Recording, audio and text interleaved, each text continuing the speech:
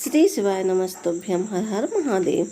छत्तीसगढ़ राज्य के कोरबा में गुरुजी पंडित विधि मिश्रा जी के द्वारा सावन की पहली से महापुराण कथा शुरू हो गई है। आज ये 12 जुलाई से शुरू हो गई है, जो कि 18 जुलाई दोपहर में 1 बजे से 4 बजे तक आस्था चैनल यूट्यूब के माध्यम से देख सकते हैं।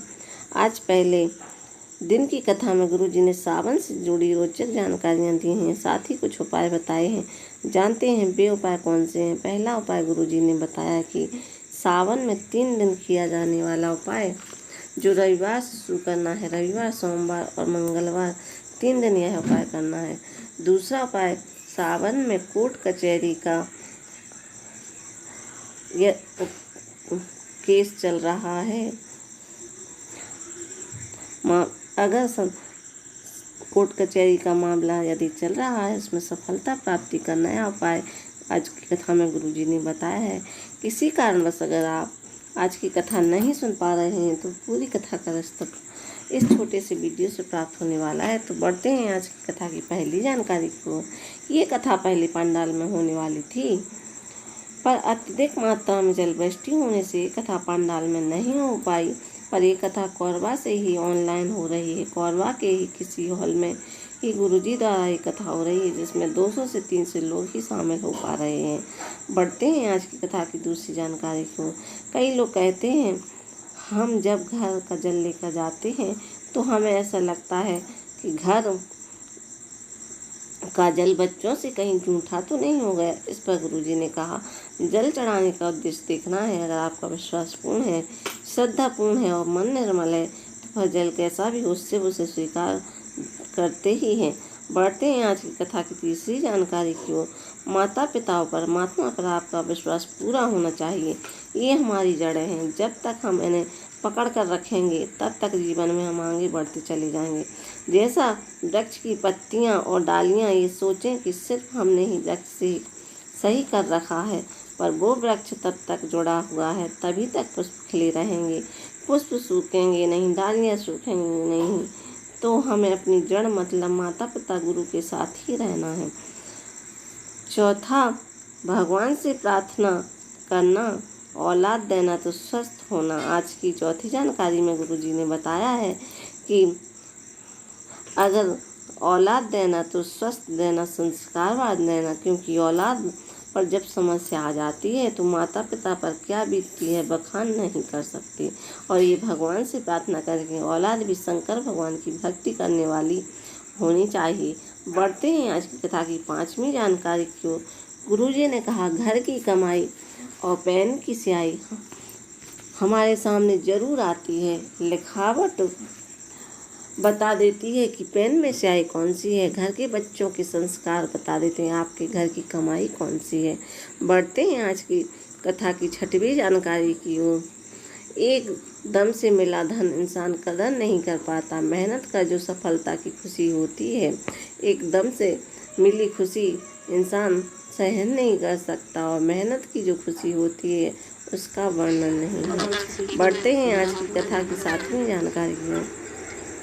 प्रशांत जी पत्र लेकर आए, लिखते हैं माँ की तबीयत ठीक नहीं थी।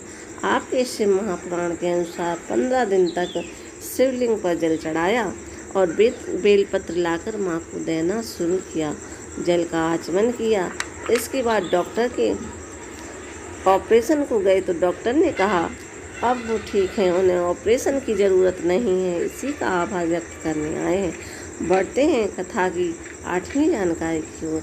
भारत कुमार जी पत्र लेकर आए, लिखते हैं हमें शिव की आराधना नहीं पता था, पूजा कैसे करते हैं, व्रत कैसे करते हैं नहीं पता था, पर आपने शिव महापुराण कथा के दौरान हमें जब सब कुछ बता दिया है, और आप हमेशा मुस्कुराते रहें और आप युग में नहीं शताब्दियों में कथा का प्रसार करते रहें। बढ़ते हैं आज की कथा की 9वीं जानकारी की ओर। अगर आप कोई अच्छे पद पर बैठे हैं तो ये पूर्व के कर्म से मिला हुआ धन है। आपको पूर्व के कर्म के अनुसार वो मिला है। गुरुजी ने कहा, मकान, जमीन, प्रॉपर्टी आपको पूर्व के कर्मों से मिली है। भगवान का सत्संग, भगवान की भक्ति आपको पूर्व के कर्मों से प्राप्त होती है। बढ़ते हैं आज की कथा की 10वीं जानकारी। सावन के महीने में अगर आप कथा सुन रहे हैं तो आपको एक नियम बनाना है। बच्चों को सावन के महीने में भोलेनाथ के मंदिर जरूर भेजना है। सावन माह है।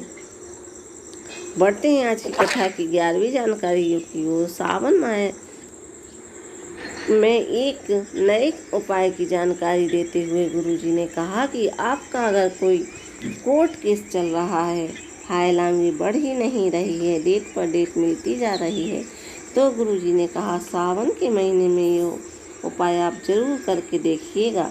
इसमें आपको 5 बेलपत्र, 5 दूर्वा और 1 कनेर की पुष्प की आवश्यकता होगी।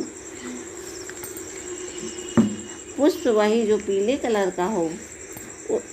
भोलेनाथ के मंदिर में शिवलिंग पर अर्पित सभी चीज़ें आपको करना है।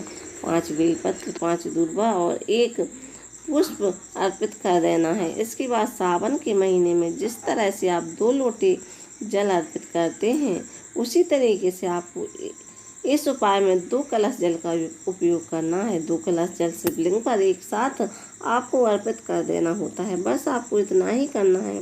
केस का जो फैसला है वो आपके पक्ष में ज़रूर आता है, पर आप सही होने चाहिए। बढ़ते हैं आज की कथा की 12वीं जानकारी की ओर।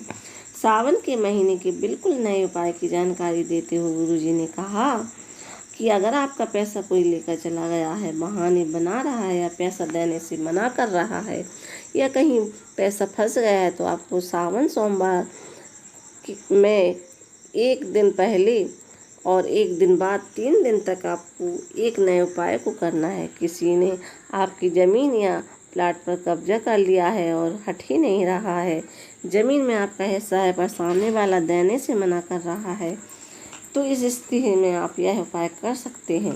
रविवार, सोमवार, मंगलवार 3 दिन यह उपाय आपको करना है। उपाय करने के लिए आपको कनेर के पुष्प और बेलपत्र की आवश्यकता होगी। अब रविवार के दिन, सोमवार के दिन, मंगलवार के दिन, तीनों दिन अलग अलग क्वांटिटी में बेलपत्र और पुष्प अर्पित करना है। रविवार के दिन 1 कनेर का पुष्प लेना है और 1 ही बेलपत्र लेना है और उसको शिवलिंग पर अर्पित कर देना है। दूसरे दिन जो कि सोमवार का दिन रहेगा, सोमवार के दिन आपको 5 कनेर की पुष्प लेना है और 1 बेलपत्र लेना है और शिवलिंग पर अर्पित कर देना है। इसके बाद मंगलवार के दिन आपको 3 कनेर की पुष्प लेना है और शिवलिंग पर अर्पित कर देना है। बेलपत्र आपको तीनों दिन 1 ही बेलपत्र लेना है, एक ही बेलपत्र लेना है। पर कनेर के फूल रविवार को 1 कनेर का पुष्प, सोमवार को 5 कनेर के पुष्प और मंगलवार को 3 कनेर के पुष्प की आवश्यकता होगी। इस तरीके से आपको यह उपाय करना है। डूबा पैसा, फंसा पैसा वापस जरूर आता है। व्यक्ति आपको फ़ोन लगाकर पैसा वापस करके जाएगा। इस तरीके से यह उपाय आप गुरुजी ने बताया, तो बाबा से प्रार्थना करते हुए यह उपाय आप अवश्य कीजिएगा। बढ़ते हैं आज की कथा की 13वीं जानकारी की ओर। प्रथम सावन सोमवार व्रत 14 जुलाई को पड़ रहा है और अगर आप सावन सोमवार का व्रत करते हैं तो कितने सावन सोमवार पड़ेंगे, ये जानकारी आप जरूर सुने।